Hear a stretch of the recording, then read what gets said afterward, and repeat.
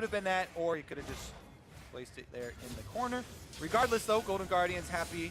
They didn't have to overextend. Look for the stun, they found PoE. The Squishy gets the flash away and stays alive. They've peeled the front line, and Arrow gets a shutdown on the contracts. Now the dive in for Camille. Can they find this Golden Guardians? Definitely no shutdown. A second kill for Arrow. The fight continues as the Victor does indeed fall, but a third one comes in. 3 for the Draven. Another one for the Gnar. It will not be the Penta. It does get denied. The stopwatch used just to buy 2.5 seconds. Matt will fall. A Quadra for Draven. Zig is a scumbag, but it does mean Baron goes cleanly to Baron power plays. You see 3 secondary turrets are available after they reset on the base. The idea here from Golden Guardians, you can definitely tell, obviously, is to go for this high DPS, squishier Victor immediately, and they do sacrifice the Jax. Contracts gets popped very quickly. It was a good peeling ultimate from Acadian that we were talking about on the Skarner, and it allowed them to kite long enough that even though Victor eventually goes down, Arrow went, unthreatened in this fight, and that is a crit build Draven. Yeah. He's able to put out the DPS, pick up the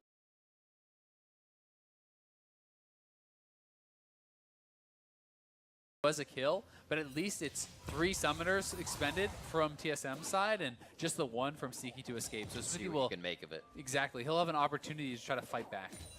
The strategy. Brain. Tears in the bot lane. They're happy to kind of hang out in that lane and figure It's a there's Scorpion. Pressure.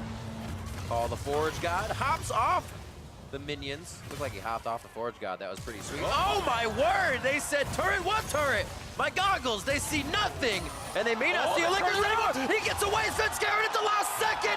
What a play by Svenskeren! Mike Young still in a sore spot. Licorice looking for one boomerang. He's gonna get It chased could down. help solidify the kill. Dodges the fracture. Mike Young back and forth, just biding his time, but still holding his breath because he is going down, and Licorice even picks it up. The red buff and the kill over to Licorice there. And Best moment. Those kind of plays make you reach too. They make you go that extra distance, and Svenskeren was there. Here it is again.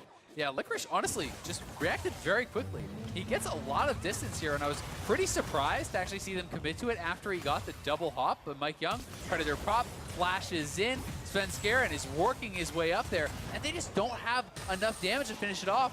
Mike Young was tanking it up, and he actually dropped aggro, so he really kind of botched that dive. He did not hold on to the aggro for Haunter to finish off the kill, and he did not stay in to get the final hits to actually finish off Licorice there. So definitely a botched dive from TSM, and Licorice gets something out of it too. Yeah, exactly. Licorice.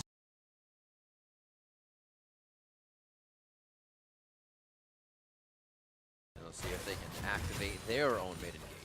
Yeah, you can see Mike Young and Mithy on the side there looking, and both teams are here. Oh, wow, what a hit there from Sneaky. Actually gets the pass through on Bjergsen. Mithy in a bad spot as he tries to save him.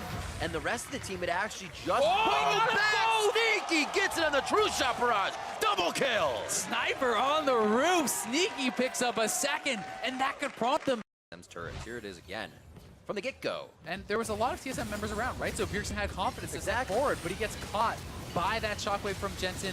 Full commitment onto Mithy, taken out by the Mystic shot, and then Sneaky says, nope, not getting away from me.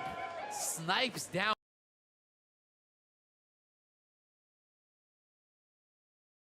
Not really in a spot to be fighting anything here, but with Baron coming up, does TSM want to try to stop this one? It's 5 strong on Echo Fox. They're going to try. He comes in, TSM not willing to let it go. Mike Young over the wall. This could be a huge steal if he gets it. Haunter coming into the fight. It's going to be a heroic entrance. The Resurrect comes through. The Baron's going to be taken low and secured by Dardoch, but TSM is mopping up Echo Fox. They've got the help. They're going to find the ace, and that's exactly the fight they needed to get. And that is in a 4v5. They find the engage. It is a clean ace for TSM. They're minutes later in the game, once again foiled by TSM. And the thing here is, once again, Huni's such a monster. He's the NXT carry and Ezreal to set his team up in a position where they could potentially come back into the game. But once again, they are playing from very far behind. The enemy team collapses very well. Here comes a Galio and a Baron pit with a Camille ult on top. That's just a doomsday scenario. They get blown up here. And it's the kind of thing where if they had a real team comp and Huni was playing this well, maybe you can take this game a little bit slower, but it didn't really feel that way with how they had drafted themselves to a bit of a 1-3-1 corner that they no longer have map pressure with. Yeah, now I don't want to go too far down the rabbit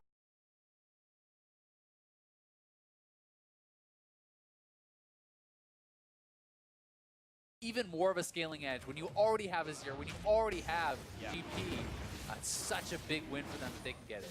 Big chunk down on a Hakko though, 400 HP on him. One more Shockmust might do a minute, gotta wait for the Draven still has ult too. jumps again. Shot's not gonna hit on Febiven for too much now to the back lane. He's gonna find some alone time with Solo. The gangplank forced to flash from the wall. Chased in though, and Vladimir gonna give himself a kill, sucks him right down. And a nice pickup there on the Drake. Now here we go in the next fight as Solo is away and Lyric go in. kidnaps one, but not a lot to find there. Stixay alone in the backside goes down to Febiven. His 6th kill, I think, of the game now. Another knock of it for Lyric, turns on the passive, and they've now got some alone time with Hakuo. And there's the kill onto Biofrost. Double kill so far with the Azir. Pops the hourglass to buy a few more seconds, Darshan. So it gets bounced up and taken down. 3 kills already for Azir. Ooh, onto the back line. This could actually be a penta. This could be number 4. This could be the penta. On towards Rain over the bind is there. Give it to him. He deserves it. And the pentakill for Febiven in his 3rd game in North America. You want to talk about stepping up? Now for the blue team. I mean, this is just so well played by Febiven. Very patient. He's willing to sit around to wait and bide his time. The only people that are really taking a lot of damage, once we're into this 4v4 situation, is Lyra. That's it, right? He's the one who's in the front. He's soaking up the damage. He has his passive. Stixay is all the way over by himself, almost trying to pull off some sort of a flank there, it looked like. Yeah. And kind of walked in, very out of position. Febiven is untouched. Apollo is untouched. There's so much DPS coming through, and despite the fact that Darshan is very, very strong, he cannot do this on his own. And he's being outranged. He's being kited through, and this ultimate so well timed from Febiven, holding in that through the full fight, knocking Hui and Reignover out of the air and getting himself a pentakill in what is going to be